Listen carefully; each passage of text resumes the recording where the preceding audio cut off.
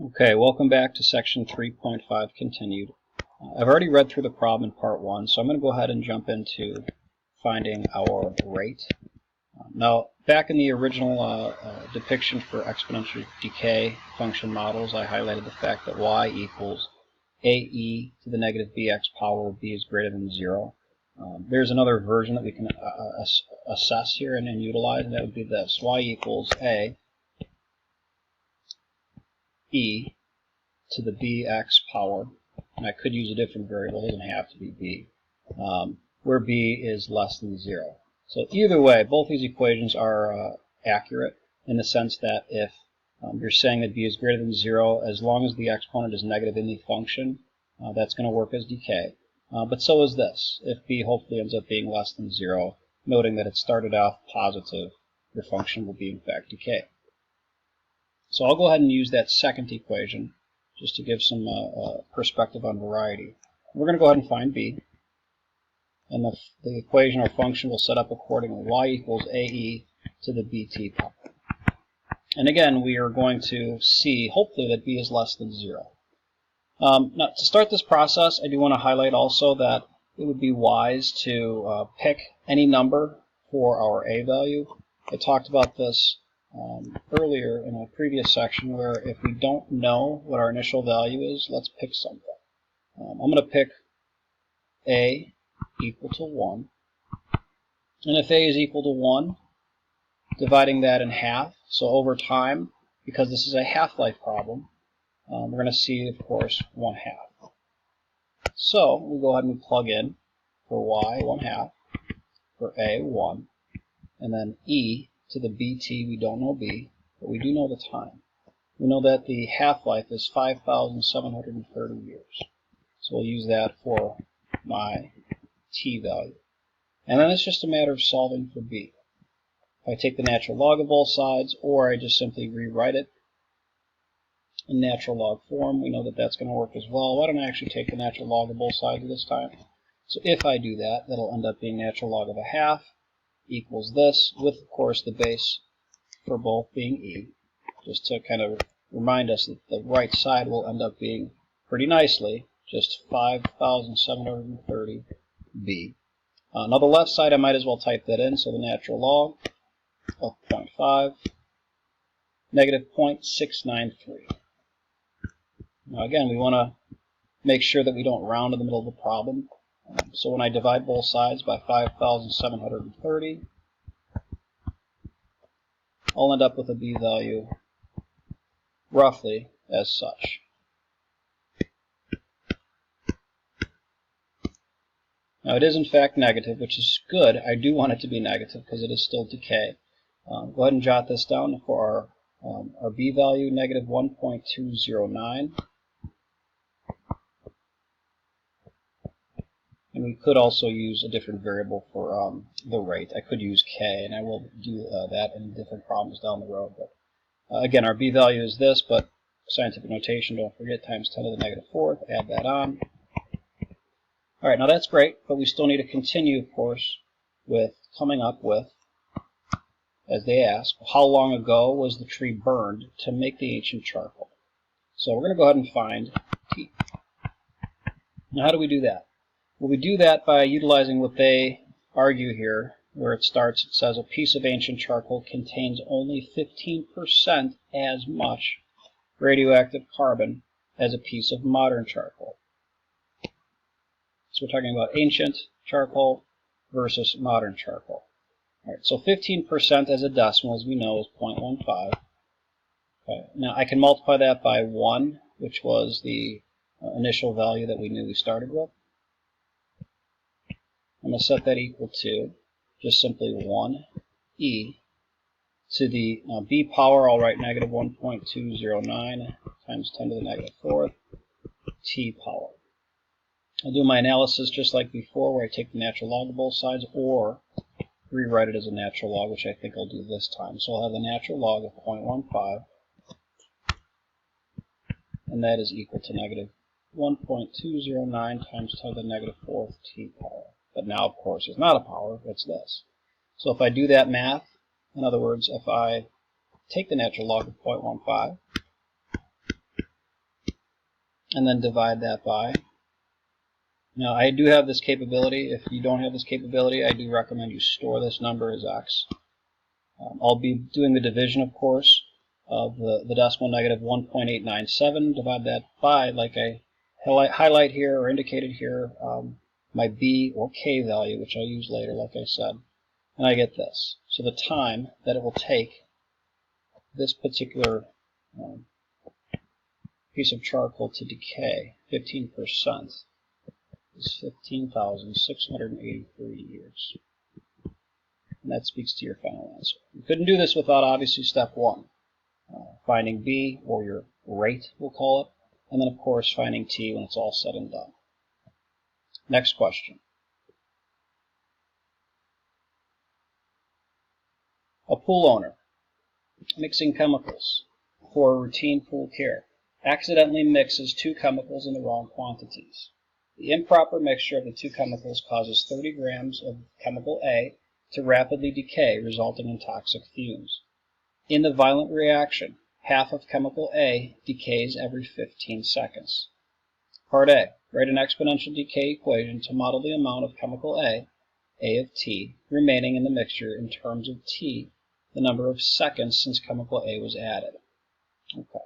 So again, we're talking about a half-life problem. Okay. We have some time frames, particularly it decays half as much every 15 seconds. And then, of course, well, that's the only time frame. We're going to be going through the process similar to the last problem, setting up a function in terms of T. It also gives us 30 grams, as chemical A initial quantity suggests, or has. So when we go through and set this up, we'll go ahead and use similar logic. So instead of Y, I'll use A of T, though.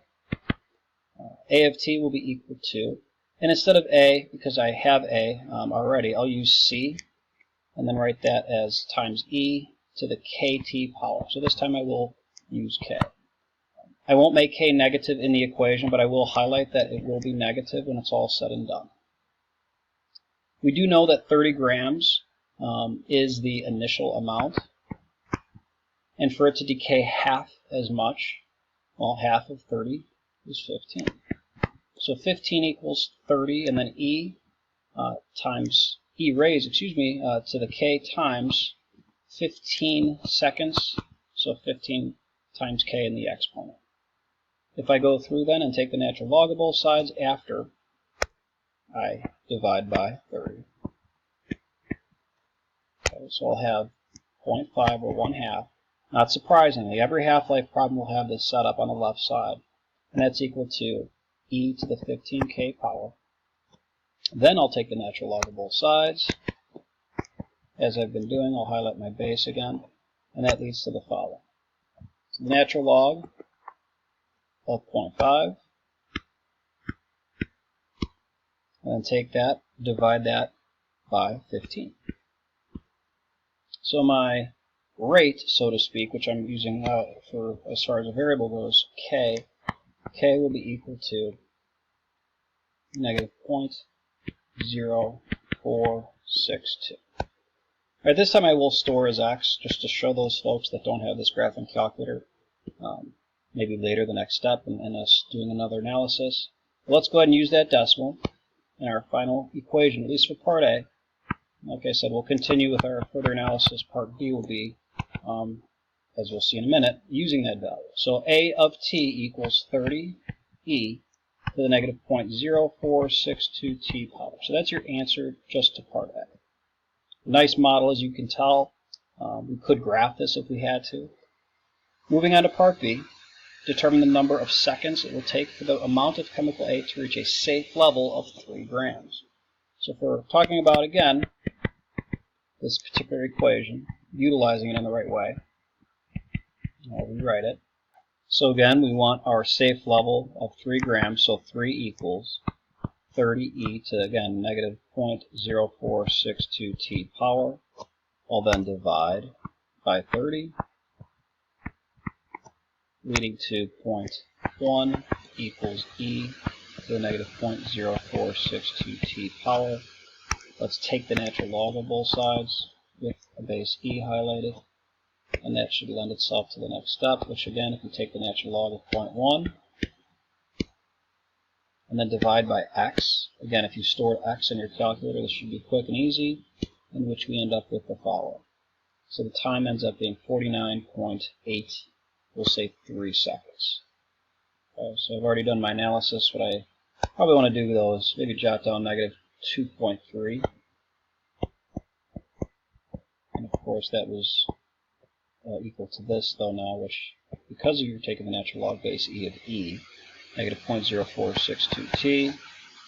I've already done that math, so that ends up being, when you divide, as we saw, 49.83 seconds. So that's our answer. And again, you could have done this, of course, without finding the rate of decay, this k value, which I call it, or b, if you remember from the last problem. The variable really doesn't matter that much. The process is very similar, though. Once we found it, we plugged it in, and then, of course, found t as we see. Last example. So a mixed model, sales and advertising.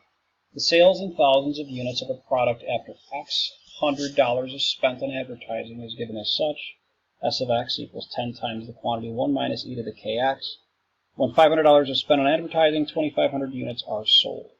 Okay, so we do need to be careful because, particularly with S being in thousands and with X being in $100 increments, we do need to be mindful that when we set this up, instead of $500 in the equation, it will be 5. Okay.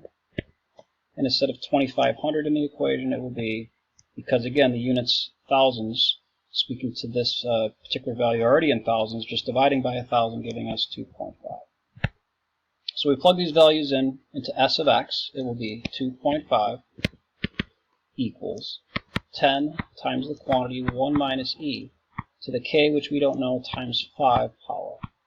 Again, 5 coming from the dollar amount. We do the math pretty nicely here. It works out where if you divide by 10, you'll end up with 0.25. And here then, of course, still 1 minus e to the 5k power. We will simply subtract 1. In doing so, we'll get negative 0.75. And that equals negative e to the 5k. We can divide both sides by a negative, which I can just simply turn those both into a positive, make our lives a little bit simpler. And then we continue by, again, take the natural log of both sides, or rewriting it, which I will do this time again. So natural log base e of 0.75 equals, if I take, again, the snapshot as we've seen in the past, the right side simply becomes 5k. And we'll continue here, solving for k, natural log of 0.75. Divide that by, natural log of 0.75. Divide that by 5, and we'll get our k value as negative 0.0575. 0.0575. Okay, so that answers part A. Now we got to answer the question to estimate the number of units that will be sold if the advertising budget is increased to 800 or 8 in our equation. So in this case, I'm solving for S of 8. My function, again, is the same, in which 10 times 1 minus e to that power we just got, k value-wise, negative 0.0575 times 8. We'll do that analysis here in a moment. Fix that. And we can use pretty much exclusively every part almost in one big step, which I think we can do pretty easily. So 10 times the quantity, 1 minus e, second natural log, raised to the, I'll use second answer, times 8 power. And we should end up with the following. 3.689, and if I round, that should be roughly 3.689, but rounded such that we know that we've got to multiply this by 1,000 back to get our appropriate quantity as this, 3689, or 3,689 units. And that concludes section 3.5.